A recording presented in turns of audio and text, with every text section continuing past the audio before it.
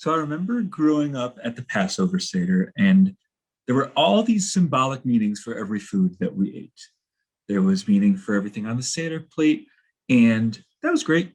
But then we get to this Hillel sandwich, the korech part, and it just sort of said there's matzah and there's maror, and some people do charoset, those little parts that we've talked about earlier in the Seder, representing different things from the Passover story. And it just said, this guy, Hillel the Elder, would make a sandwich out of them. And it never said why. There was never any reason for why Hillel made this sandwich other than, it's a way to blend a few different items from the foods of Passover. And I found myself thinking, why?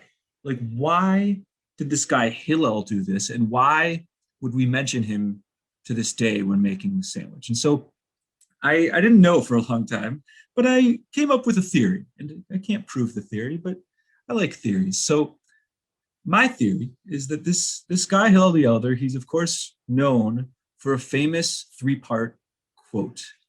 He's known for a few quotes, but maybe his most or second most famous quote is when he says, "If I'm not for myself, who will be for me? If I'm only for myself, what am I? And if not, now when?"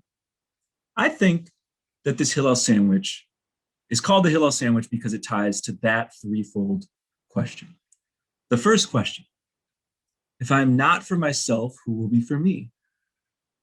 A life of not being for yourself on paper is kind of appealing. And I think it's one that we would think is pretty sweet. I think that's sort of like the charoset, the nice sweet part of our Seder plate.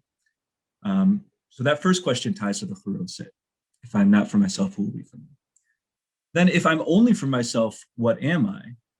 That, I hope, strikes us as a pretty dangerous kind of question where if we think about only being for ourselves, that could lead to a pretty bitter life. Bitter like our bitter herbs, bitter like maror. So that second question ties to our maror in this sandwich. And the third question, I think, is the coolest connection.